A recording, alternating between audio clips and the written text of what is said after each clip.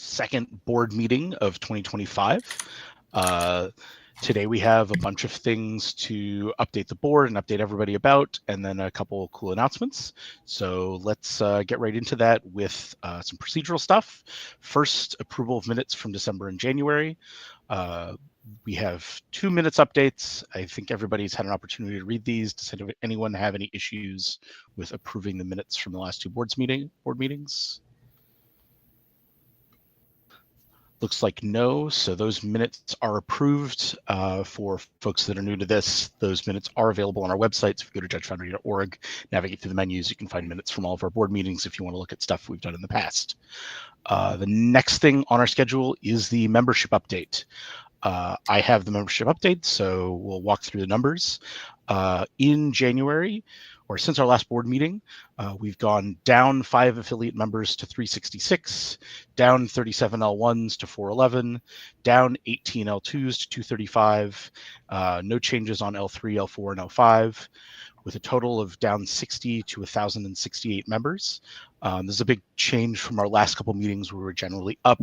That's because we found some old accounts where their Stripe subscriptions weren't connected to apps in the way that we expected, so we didn't remove them from Judge Foundry quite as quickly as we would have anticipated. So I think in terms of people actually joining and leaving in normal ways, we're probably plus 10 to 15 for the month. And this is just accounting for some old numbers that need to be caught up to date. Next up is the Treasurer's Report. John Bryan. Thanks, Joe. Revenue for January was $5,331.31. Majority of that came from dues. About 2,000 of that came from sales of products. Our big expense last month included shipping, accounting, the Judge Apps video contract, email marketing, insurance payment, and website for total expenses of $2,478 and net revenue of $2,813.39 for the month. We do have a number of bills that we just are paying right now, and so I would expect next month to be in the negative, but we still have very healthy reserves of $42,560.93. Thanks, John Bryan. The next thing on our schedule is our Q&A. I'll pass it over to Matt Schaefer, our parliamentarian, who does the narration for our Q&A. Thanks. The first question comes from Dennis Bradford. Who should I contact to get involved with the update quiz and exam team? Thanks for your question, Dennis. If you'd like to get involved with the update quizzes, then you should email Steven Zwenger. If you'd like to get involved in another exam team, you should email the manager of that exam. I'll run through these, but they're also posted on a blog post that I wrote middle of last year. That's Matt Marheine for level 1, Nathan Long for level 2 rules, Tobias Vasari for level 2 policy, Travis Loro for level 3 policy, and Abe Corson for advanced rules and policy exam. You can email all these folks through Judge Apps. I just also want to take a moment to thank them all for their work on keeping our exams going. We could not do this without them. Okay. Our next question comes from Mike Hill. From what date to which date is a maintenance year? Thanks for the question, Mike. Our maintenance year runs from April 1st to March 31st of each year. So this year is kind of special. We're not just going back a full year, we're going all the way back to October 21st, 2023. That was the day that we launched Judge Foundry. So we were planning on just going back to October 1st for update quizzes, so we would include the LCI update quiz, but now we're applying that across the board. So any events you've done since October 1st, 2023 will count for the maintenance that we need to do in the next couple of months. Okay. Next question, Alex Soa asks, I have passed the L2 rules exam, but failed policy exam. Under the previous system, I would have to retake the rules exam so that I could pass both it and policy within 75 days. But the new change to cooldowns removes the within 75 days verbiage from the advancement requirements for L2. Does that mean I no longer have to retake rules? Thanks for the question, Alex. This question was originally asked on the Ask the Directors forum. I moved to the feedback forum just so I could give an answer immediately. That said, I'm going to repeat that answer here in case Alex wanted to make sure it was covered on the record in the meeting. This answer is effective as of April 1st.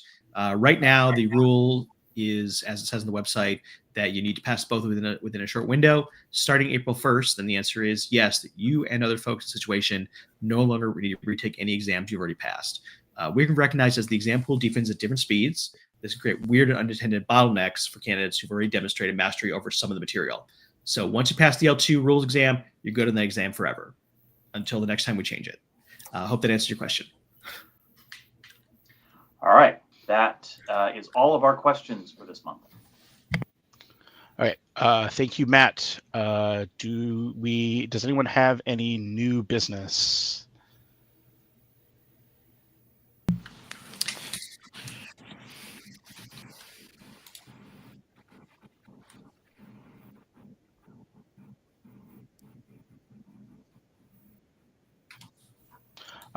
Thanks, Rob. I think I have the text of that first resolution.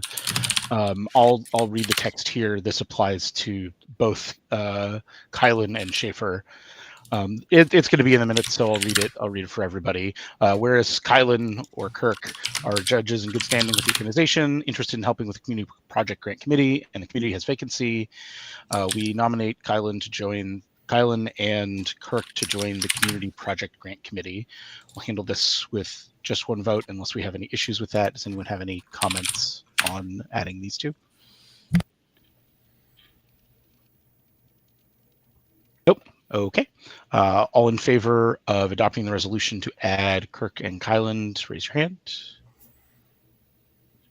I see 5 votes in favor. The resolution is adopted. Kirk and Kylan are members of the grant committee, the project grant committee. The next thing I have is resolution 2 from John Bryan. This is an accountant expense thing. I'll read the text here. It's pretty short. Whereas Judge Foundry is required to file a Form 992 to account for unrelated business income from merchandise sold at our store that is not strictly related to fulfillment of our mission. Resolve that Judge Foundry allocates up to an additional $900 to Jitasta, our accounting firm, to file this form. Anyone have any other commentary about this? Yeah, it's pretty much what it says on the sticker. We have to file an additional form with the IRS. We have to pay our accountants to get the numbers together for that and to file it. This is a form we'll have to file every year in the future, as long as we're selling products on our website that aren't strictly necessary for judging, like judge shirts. Okay. Any other commentary? I was just going to say, to be clear, that means judge shirts are strictly necessary for judging. The stuff that isn't strictly necessary past the judge shirts, because right. The items that are considered not unrelated business income are the judge shirt, the judge polo, and the name badge. There may be future items that we get to add. Everything else we sell in our store, patches, stickers, notebooks, things like that. Our accounting firms advise us those are considered unrelated business income, and we do pay taxes on that. Okay, thank you. Okay. Any other comments? No. Okay. All in favor of adopting resolution 2, our additional accountant expenses, please raise your hand. I see 5 votes in favor, so the resolution is adopted. We will pay our accountants to file our taxes. The next thing I have is related to remitting some state tax. I'll read the text here. Whereas the state of Minnesota taxes the sale of non-apparel items, and whereas despite being a nonprofit, Judge Foundry is still required to remit sales taxes paid by our members on applicable merchandise. Therefore, the Board of Directors authorizes the remittance of $20.91 to the state of Minnesota, and the Board of Directors authorizes the Treasurer to make sales tax remittances as required in future years until otherwise resolved. I think this is just kind of taking things out of having to mention this in the meeting going forward. Because we're incorporated in Minnesota, we have to pay taxes, sales taxes specifically in Minnesota. So we're going to probably have this expense every year. Just letting the treasurer do that. I think it makes sense. Yeah. Sorry. Go ahead. This is money that our members have already paid. We are holding on to it, and we're just giving it to Minnesota. If you are a Minnesotan who bought from us things that are not clothes, which is a different distinction from the earlier distinction of what isn't unrelated business income. You paid us. You gave us sales tax to give to Minnesota. We are now giving it to Minnesota. The amount of trouble it has been to remit about a $20 bill to the state has been absurd, but we're doing it. because that's the law. Yes, and we, as judges, like following the rules. Okay. Any other comments on this resolution? Nope. Okay. All in favor of adopting Resolution 3 to remit our sales tax, please raise your hand. I see 5 votes in favor, so the resolution is adopted. We will pay our state sales tax in Minnesota. The next item of business is to appoint a 5th member of the Bylaws Committee. I'm going to review the rules related to the composition of the committee. There are 5 members of the committee. The board should appoint one of those members as the chair. 0 or 1 of the members of the committee may also be a member of the board. The board has previously appointed Kyle Rick as the chair, Robert Henrichsen as Chris Henrichsen, and Rob McKenzie. We need to appoint 1 more committee member. The remaining committee member cannot also be a member of the board. Are there any nominations for the Bylaws Committee?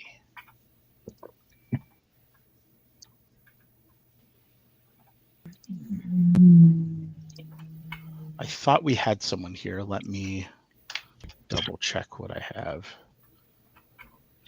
We did.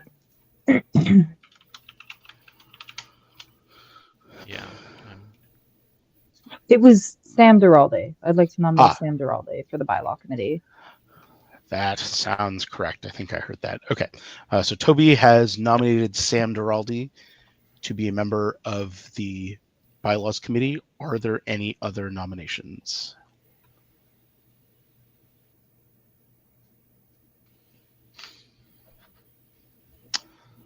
I haven't heard any more, so nominations are closed.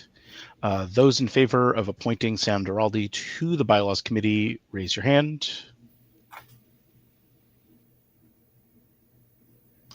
I see 5 votes in favor. That's unanimous. Wait, let me find what I'm supposed to say.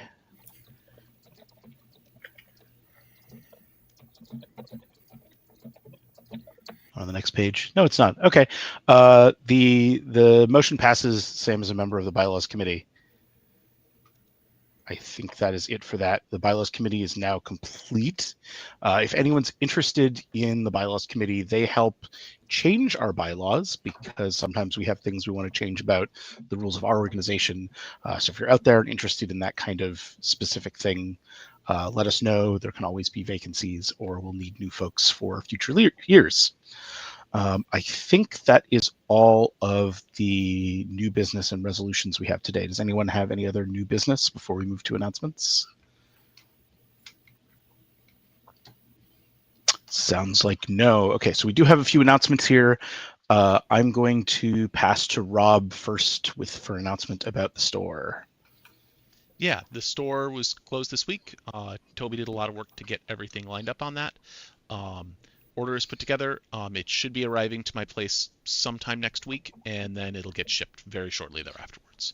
So my goal is to have it in people's hands before Chicago happens, if at all possible. So MagicCon Chicago. Thanks. Yeah.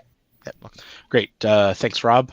I have an announcement. We've talked a little bit about maintenance, but if anyone's seeing us here and hasn't seen the article, there's a big article called the 2025 Maintenance Primer up on the website where you can see how to complete your maintenance for the last year. For most people, this involves going into Judge Apps, finding the checklist section, and completing the checklist for your appropriate level. If you're an L1 or L2, even L3 is worried about this. The checklists are fairly straightforward, and if you haven't looked at this before, you'll probably notice that you meet most or all of the requirements already. So find your way to the checklists, get your checklists in. I'll also provide the small update that we've had 59 checklists be submitted so far out of about 700 total, and that's only been in 2 days, and 38 of those have been approved as of the beginning of this meeting. So we're making good progress, but trying to get the message to everyone out to complete their maintenance. And of course, we'll send up that flag again at our next meeting and other communications that we have. Okay, next up, Rob, you have something? If I may, real quick. Yeah, go ahead. Just I have spoken with some people who thought this was going to be a big ordeal, but I want to give props to everyone involved here for making it quick and easy and pretty streamlined. Feedback from people I've spoken with who had actually done it so far was that it was very quick and easy. This is not meant to be a, write a 20-page paper with cited sources and a whole to-do and whatever. This is pretty quick and easy. It's if you have been judging in the last year at something appropriate for your level, then this is not going to take an enormous time investment. So props to everyone involved for making it easy and streamlined. And this is not something to be feared. Yep. Thanks, Brooke. I think Rob has one other announcement about a cool new partnership that we have. Yeah, we are partnering with Loading Ready Run.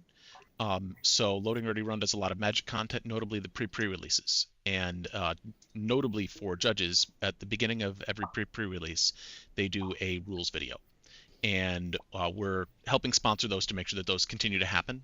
There was some time last year, for instance, where the pre-release wasn't getting sponsored by Wizards, and the judge video kind of vanished due to budgetary concerns on their side, and we're helping to make that happen. We'll have more contract details and everything with that coming up, but we want to make sure that people know that we're trying to make sure that good content keeps continuing to get made out there. So yeah, and we should be posting links to those videos when they come out, once that partnership is started up. I think these videos are really great. I know there's some local game stores that play them for players before their pre-release. Yeah. It's a great place to jump in if that's the kind of content you want to learn the new rules, instead of just having to read the comprehensive rules or an update bulletin or something like that. Right. The folks who write the script and do the videos and everything are great there. So happy to make that partnership happen. Yeah, Serge and Ellie and Wheeler do a great job getting that together. Yeah. I have one last thing here, and I don't know if we talked about Bo becoming the RA of California or USA Southwest. What's someone remind me of the region? The one with California, Pacific West. Yeah, we may have mentioned that in the previous board meeting, but we'll bring it up again. Congratulations, Bo, is the new RA there. Bo will be involved in some of the maintenance as well, so appreciate all the RAs helping us out with the hundreds of checklists we need to approve over the next couple months. I don't think we had anything else. Does anyone else have any other business? Nope. Okay, awesome, great. So that's the end of the February 2025 Judge Foundry board meeting. Thanks everybody for tuning in. Thanks to the rest of the board for being here. We'll see everybody at the beginning of March. Thank you.